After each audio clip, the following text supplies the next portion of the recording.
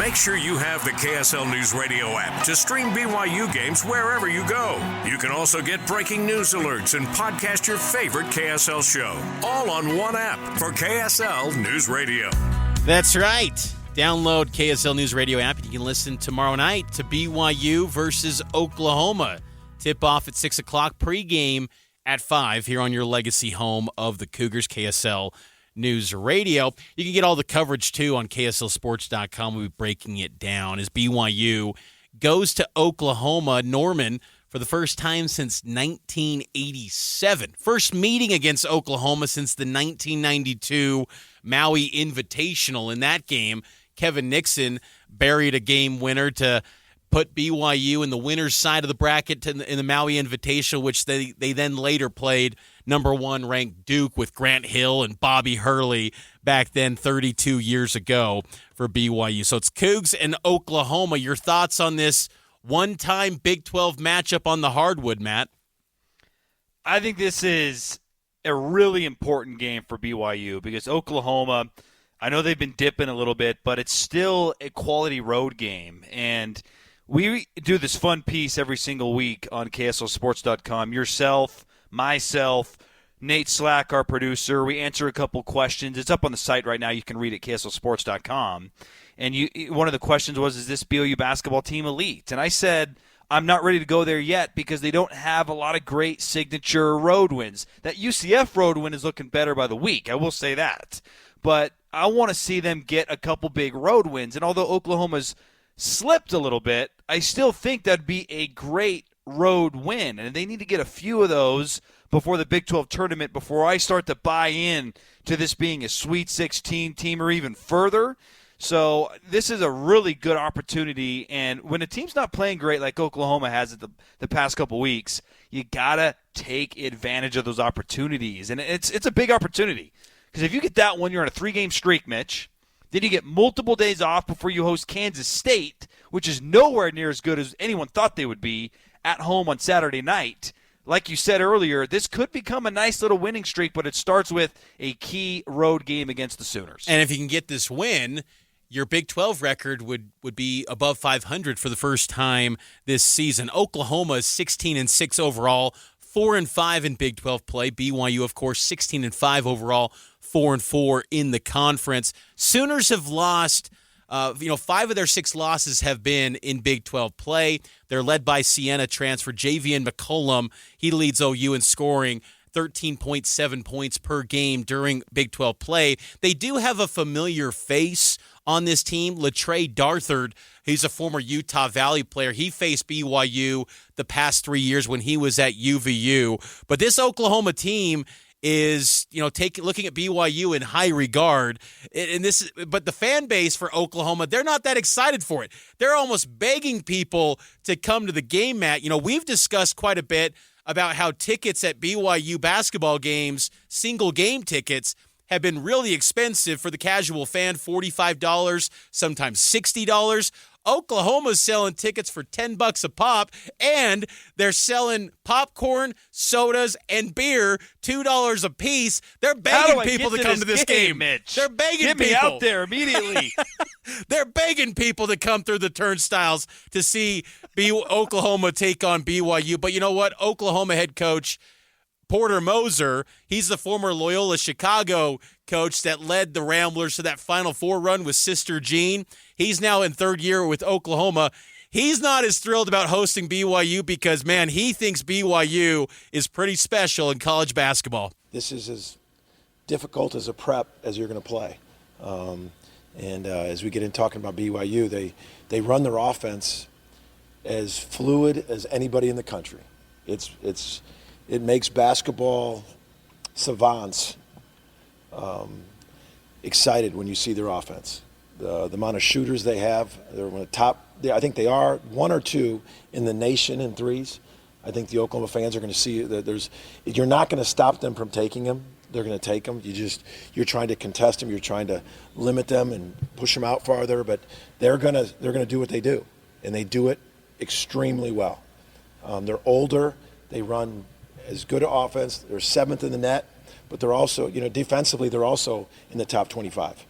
They're good on both ends. They're an elite team. They're a team that can make, after watching a lot of teams on tape this year, they're a team that can make a deep, deep run in this tournament because they guard and they shoot and they're older and they run phenomenal offense.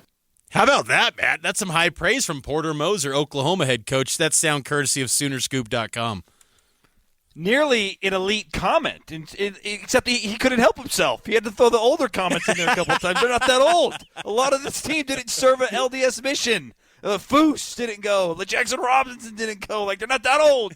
They're not 25 years old, for heaven's sakes. Well, Spencer Johnson is. He's the oldest man in college. He's 26. Hey, we all know he's had more Cougar tails than the Oklahoma Sooners players have even thought about consuming in their lifetime. Great commentary, though, from Coach Moser. And I'll tell you what, one thing that keeps coming back to mind for me, we had Cody Feger on, was it last week? I think it was last week, Mitch, on Cougar Sports Saturday.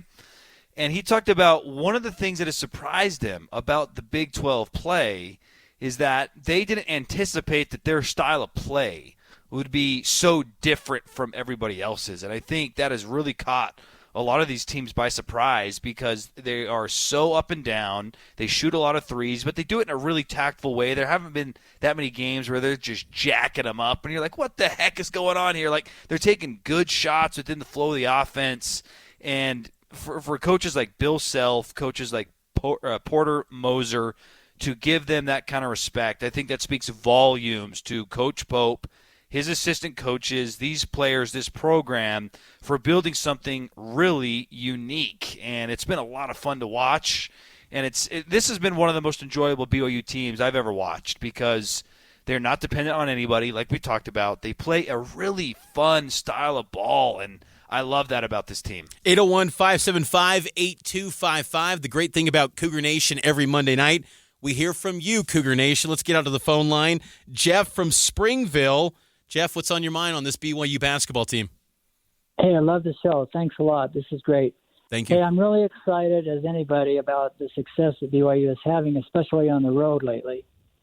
That's really hard to win on the road like we talked. But the only thing is, it always seems that in the second half, and you know what I'm going to say, they get a lead, and it's just always so hard. It's almost like clockwork.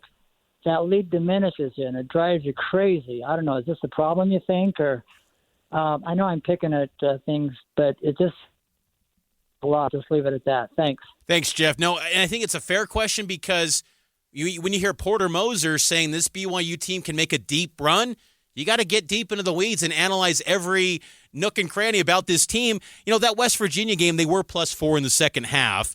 Outscored West Virginia 48-44. Against Texas, they were +9. Against Houston, it was even, 34-34. But, you know, you go to back to that Texas Tech game, they were -23. You hope you don't have a moment like this at Oklahoma. It's a quad one game. You know, if you do build that big lead, you know, put the foot on the gas and put them out because this is an Oklahoma team right now, Matt, that I feel is lacking confidence. But I'm not as worried about the second half lapses as we saw maybe in the first part of Big 12 play. What about you? Same. I was really worried about it. And then last week after the Texas win, Coach Pope, in his post-game presser with the media, said that was a huge emphasis, a huge focus point for this team is second half. We have to win the second half. Regardless of what the score is at halftime, we have to win the second half. And to your point, even win in the second half, this staff, this team realizes that they got to be sharp in the second half. And I've been encouraged with a small sample size that maybe they fixed some of those issues that plagued them to start Big 12 play. 801-575-8255. We still got some time to take another call if you want to get on board with us. Again, BYU, Oklahoma tomorrow. Tip-off at 6 o'clock. Pre-game gets started at 5. What's a quick key that you have, Matt, for tomorrow's game for BYU to come away with a coveted road win in Big 12 play? Hey, it's the same key as West Virginia. Get the ball to Foose. Dump that puppy in the low post. Oklahoma's a good three-point defensive team. How can you counteract that? Dump it down low. Let the big fella go to work. Foose. I love that, and I think that Foose is just playing with so much confidence right now to the point where if Ali Khalifa isn't able to go and he's doesn't. How would he get there? By the way, would he get a first class flight on like Breeze out of Provo? You'd have to hope that some deep pocket booster says, "Hey, here's a private jet. Get him out there to Norman. Don't make him fly commercial, for goodness sake." I know that. Hey, there's the Egyptian magician of Southwest. He's in the B group. Oh, he's got B31. Come on, you got to upgrade him, please. But honestly, I'm okay with BYU just turning a foose and, hey, get Ali healthy, get him ready for Saturday against Kansas State. So we'll talk to you coming up on Saturday for BYU Kansas State on Cougar Sports Saturday, and also talk to you next week here on Cougar Nation every Monday night here on your legacy home of the Cougars, KSL News Radio.